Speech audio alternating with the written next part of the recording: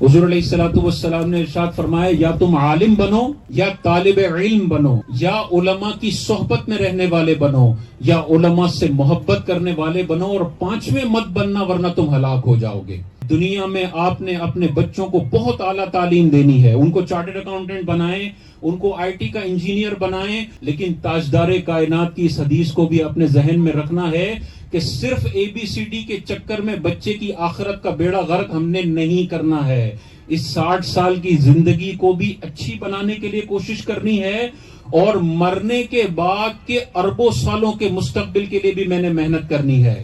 ہم بعض اوقات اپنے ذہن میں جو فیوچر لے کے بیٹھے ہوتے ہیں نا، وہ یہ ہوتا ہے کہ بچہ بڑا ہو جائے، اس کی شادی ہو جائے، وہ پیسہ کما لے، وہ بڑی گاڑی لے لے، وہ بڑا بنگلہ لے لے، شادی کر لے، بچے پیدا ہو جائیں اور انتقال کر جائے، بس یہ ہے ہمارا چھوٹا سا فیوچر۔ اللہ کے نبی علیہ الصلوۃ والسلام نے جو ہمیں فیوچر بتایا ہے وہ یہ بتایا ہے کہ اس 60 سال کی زندگی بھی تمہارا مستقبل ہے، اور قبر میں قیامت تک ہزاروں سال تم نے رہنا ہے، یہ بھی تمہارا برزخی مستقبل ہے، اور میدان محشر کا ایک دن قرآن و حدیث میں آتا ہے 50,000 سال کے برابر ہے۔ ایک دن سورج 1.25 میل پر ہوگا، زمین تانبے کی ہوگی، لوگ اپنے گناہوں کے پسینوں میں ڈوبے ہوئے ہوں گے، نمازوں کا سوال میدان محشر میں سب سے پہلے ہوگا۔ اس مستقبل کے حوالے سے ماں باپ سوچنے کے لیے تیار نہیں ہیں، نوجوان نسل سوچنے کے لیے تیار نہیں ہے۔ وجہ یہ ہے کہ ہم نے بس دنیا کی رنگینیوں کو اپنا سب کچھ بنا لیا ہے کہ بس یہاں پر میں نے اپنا اسٹیٹس ایسا بلند رکھنا ہے کہ سب کہیں واہ بھائی اس کی گاڑی دیکھو، اس کا گھر دیکھو، اس کے مال و متاع دیکھو۔ ٹھیک ہے، یہاں پہ لائف سٹائل آپ اچھا رکھ سکتے ہیں۔ ہمارے جو عشرہ مبشرہ صحابہ ہیں، ٹاپ 10 صحابہ، ان میں 5 سے 6 صحابہ ایسے تھے جو اربوں پتی تھے، آج کل کے حساب سے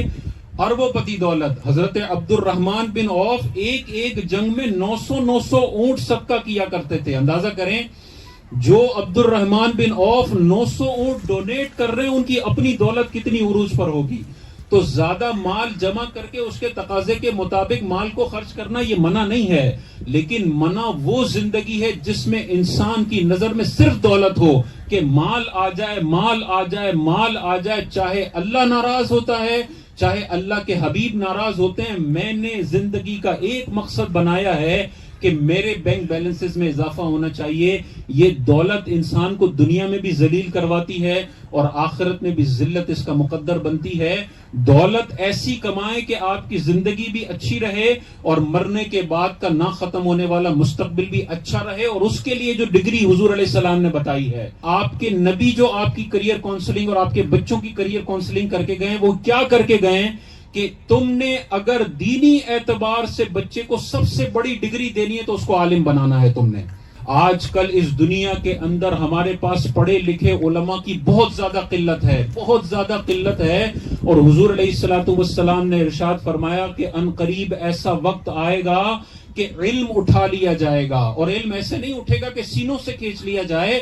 بلکہ علم اس طرح اٹھے گا کہ علماء تیزی سے انتقال کریں گے اور ان کی جگہ لینے والا کوئی بھی نہیں ہوگا، اور پھر لوگ جاہلوں کو اپنا رہنما بنا لیں گے جو خود بھی گمراہ ہوں گے اور لوگوں کو بھی گمراہ کریں گے۔ یہ ہماری ذمہ داری ہے کہ ہم نے اپنے بچوں میں سے کسی ایک بچے کو ضرور عالم بنانا ہے، ہم نے کسی ایک بچے کو اللہ کے دین کو آگے پہنچانے کے لیے وقف ضرور کرنا ہے۔ اور ہمارے ذہنوں میں شیطان نے ڈالا ہے کہ تم مولوی بنو گے نا، تم اگر عالم بنو گے نا تو تم دنیا میں ترقی نہیں کر سکتے۔ یہ شیطان کا بہت بڑا وسوسہ ہے۔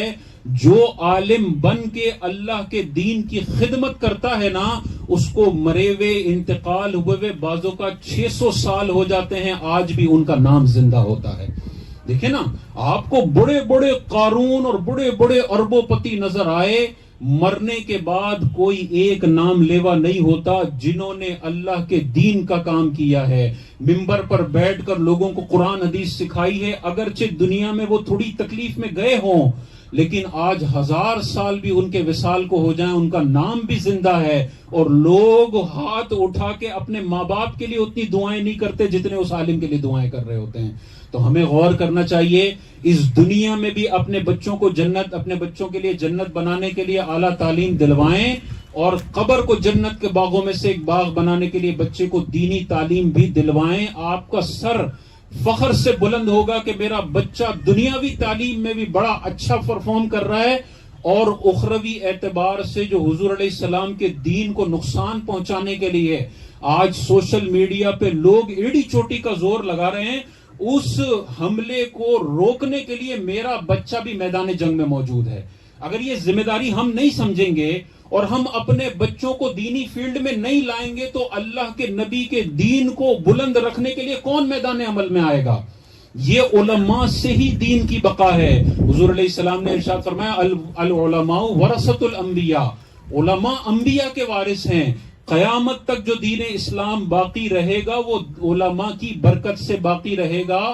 اگر ہم اپنے بچے دین اسلام کی تبلیغ کے لیے پیش نہیں کریں گے تو میدان محشر میں اس کا حساب دینا پڑے گا۔ اس حوالے سے غور کریں۔ بہت سارے لوگ میں جانتا ہوں